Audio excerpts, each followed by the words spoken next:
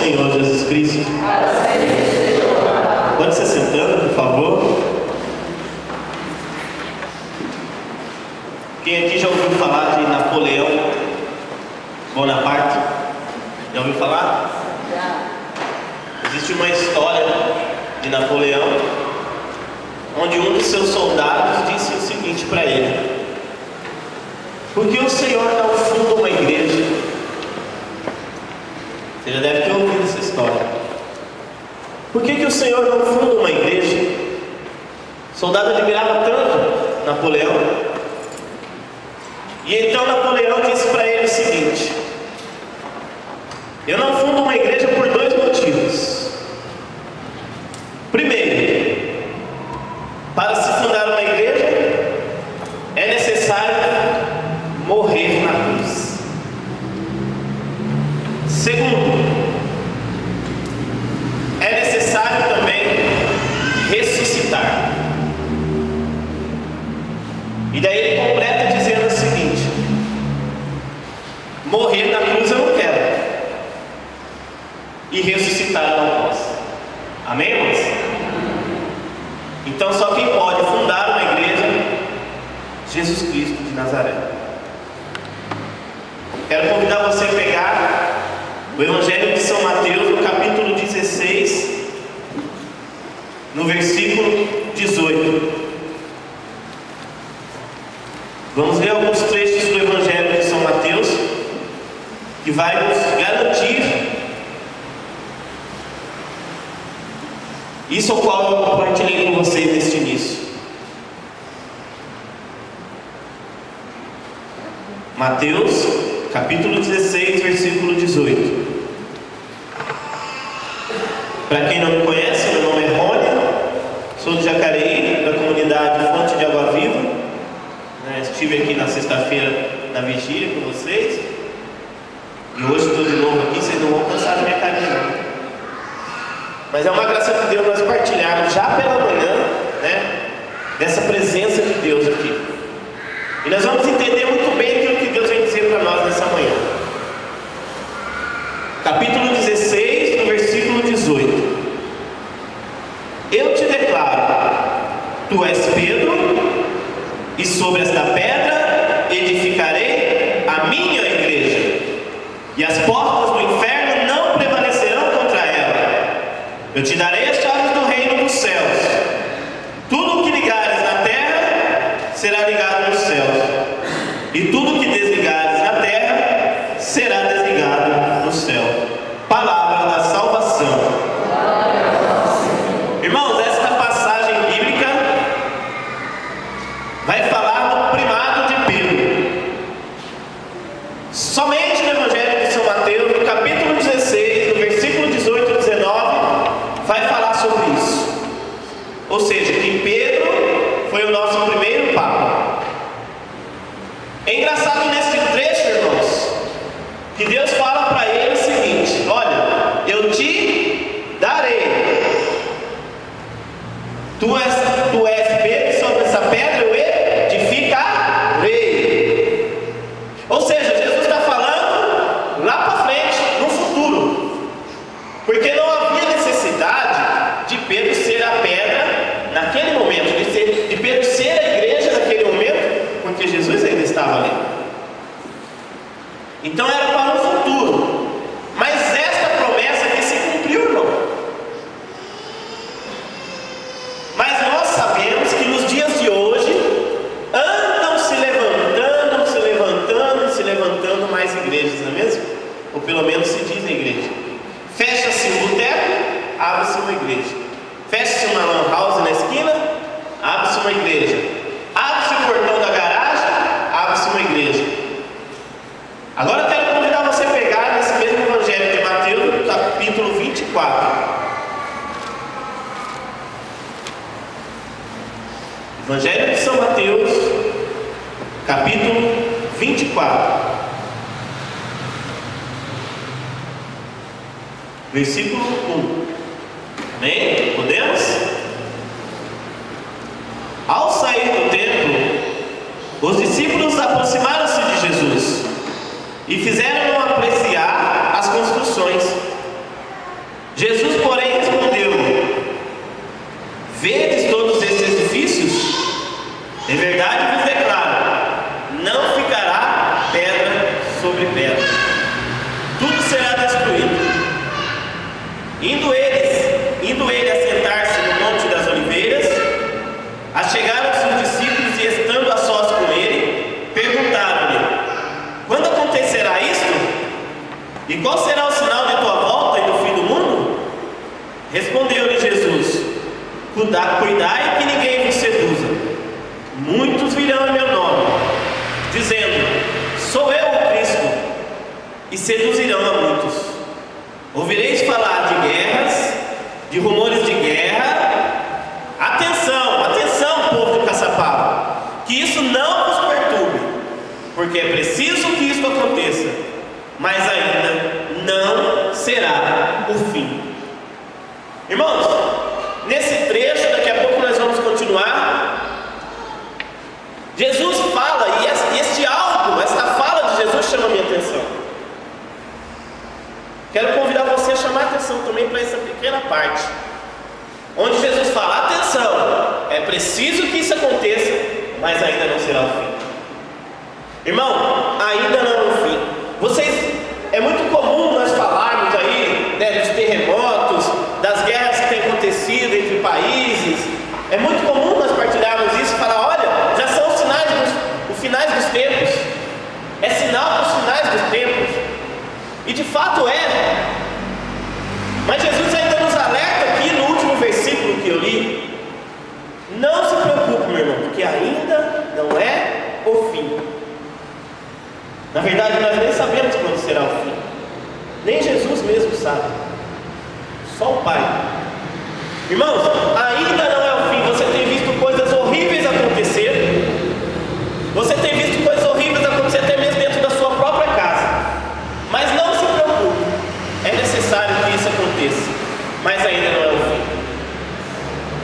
Nós precisamos ficar atentos, irmãos, para que outras pessoas venham falando para nós. Precisamos tomar cuidado com pessoas que batem a nossa porta, nos convidando para fazer uma visita na sua denominação, e vem falando de coisas que não contém na Bíblia. Daqui a pouco nós vamos ver um trecho do livro do Deuteronômio e nós vamos explicar melhor isso. Vamos prosseguindo aí, no versículo 7. Irá levantar-se nação contra nação, reino contra reino, e haverá fome, peste e grandes desgraças em diversos lugares. Tudo isso será apenas o início das dores. Então sereis entregues aos tormentos, e sereis mortos, e sereis por minha causa, sereis objeto de ódio para todas as nações. Muitos sucumbirão, serão traídos mutuamente, e mutuamente se odiarão. Irão levantar-se muitos falsos profetas e seduzirão a muitos. E ante o progresso crescente da iniquidade, a caridade de muitos esfriará. Entretanto, aquele que perseverar até o fim será salvo. Irmãos, muitos sucumbirão, muitos não aguentarão, muitos não vão conseguir se manter de pé diante de tanta tribulação, diante de tanta dificuldade, diante deste mundo que vem nos apresentando. O sistema que nós vivemos, irmãos, ele nos conduz a desistir, a desanimar. Por isso a palavra de Deus diz que a caridade de muitos esfriará. A caridade na Bíblia significa amor. Enquanto eu não tiver amor pelo meu próximo, vai esfriando aquele desejo de estar junto, vai esfriando aquele desejo de fazer o bem, vai esfriando aquele desejo de compartilhar, vai esfriando aquele desejo de ajudar. Eu já não me importo mais com o meu irmão. Irmãos, vão se levantar no nosso meio, isso já acontece, pessoas que vão dizer para nós que já não convém mais existir a caridade. Hoje na Santa Missa, no Evangelho e nas leituras, em especial falava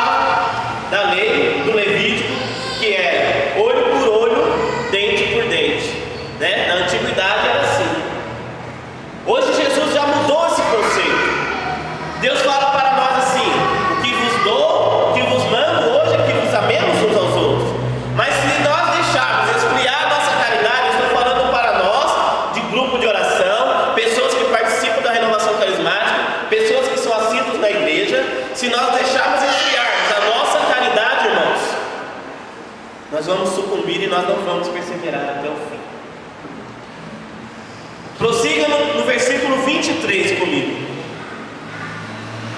Então, se alguém vos disser: eis aqui está o Cristo, ou ei-lo acolá, não creais, porque se levantarão falsos cristos e falsos profetas, que farão milagres a ponto de seduzir, se isso fosse possível, até mesmo os escolhidos. Eis que estáis prevenidos. Se, pois, vos disserem: vinde, ele está no deserto, não saiais, ou lá está ele em casa, não creiais, porque como o relâmpago parte do oriente e ilumina até o ocidente, assim será a volta do Filho do Homem. Irmãos, nós não podemos acreditar em qualquer coisa ou em qualquer um. Nós já sabemos disso. A palavra de Deus no Evangelho de Mateus, no capítulo 16, diz que Pedro é o nosso primeiro papa.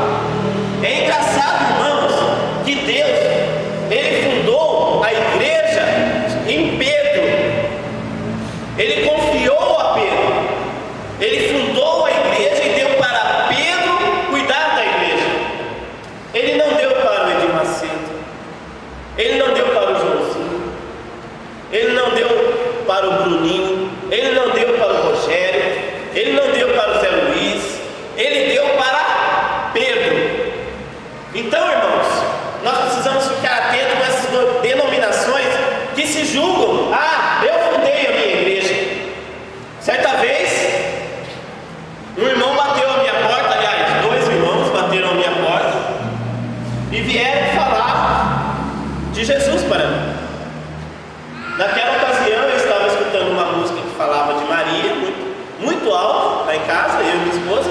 Estávamos arrumando a casa lá, curtindo uma música lá que fala de Maria.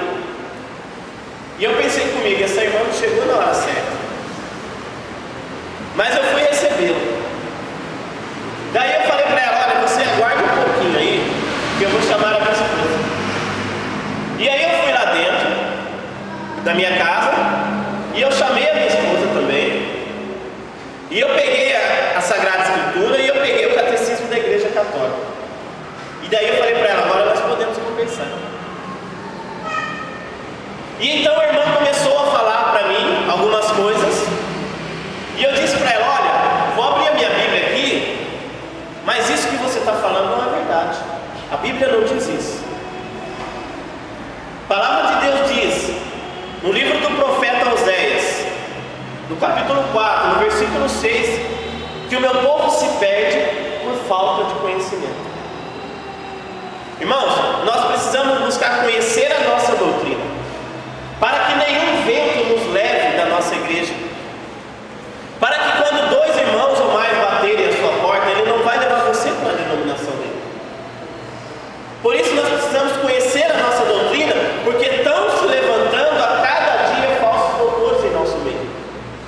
Nessa semana eu já fiz uma pregação falando sobre isso, sobre os falsos doutores, as falsas doutrinas. Sabe, irmão, quando se começou a surgir essas falsas doutrinas? Final do século XIX, vinham da Europa para os Estados Unidos alguns irmãos protestantes que faziam uso da Sagrada Escritura. Eles tinham o hábito de ler a Bíblia, porém eles interpretavam a Bíblia do jeito que eles queriam. E então, de lá para cá, irmãos, começou a surgir essas doutrinas. E aí veio os mormons, aí dos mormons surgiram os adventistas, depois surgiram os testemunhos de Jeová, e aí foram surgindo diversas outras religiões. Mas, apesar de lerem a Bíblia, interpretavam do jeito deles. E foi aí que surgiu essas falsas doutrinas. Se um dia, irmão, alguém bater na sua porta, te convidando para ir na religião dele, você faz a mesma pergunta para ele: se ele pode vir na sua denominação, na Igreja Católica. Ele não vai vir. Ele não vai vir.